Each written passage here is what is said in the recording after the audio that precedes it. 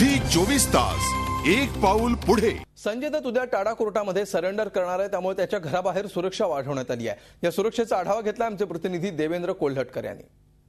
अभिनेता संजय दत्त उद्या टाडा कोर्टामध्ये सरेंडर करणार आहे। तत्पूर्वी संजय दत्तच्या घराच्या बाहेर मोठा पोलीस बंदोबस्त जो आहे तो आपल्याला पाहायला मिळतोय। संजय दत्तच्या घराच्या बाहेर जी आहे ती सुरक्षा व्यवस्था वाढवण्यात आलेली आहे। काही संघटनांनी येऊन संजय दत्तच्या विरोधात इथे घोषणाबाजी केलेली काही वेळापूर्वी आणि त्या सगळ्या पार्श्वभूमीवर शिवाय लोकांची इथे वाढणारी वर्दळ पाहता पोलिसांनी चोख असा बंदोबस्त इथे ठेवलेला आपल्याला पाहायला मिळतोय।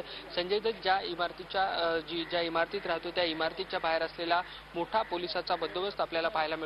एकंदरीतच मीडियाचा इथे सतत असणारा राबता, लोकांची इथे वाढणारी वर्दळ आणि ज्या पद्धतीने इथे काही संघटनांनी येऊन संजय दत्तचा विरोध केलेला त्या पार्श्वभूमीवर पोलिसांनी मोठा चोख बंदोबस्त ठेवलेला आहे। आणि एकंदरीतच उद्या संजय दत्त जे आहे तो टाडा कोर्टात सरेंडर करणार आहे। तत्पूर्वी कुठल्याही प्रकारचा अनुचित प्रकार होऊ नये त्यासाठी पोलिसांनी मोठी खबरदारी घेतलेली आपल्याला पाहायला मिळते।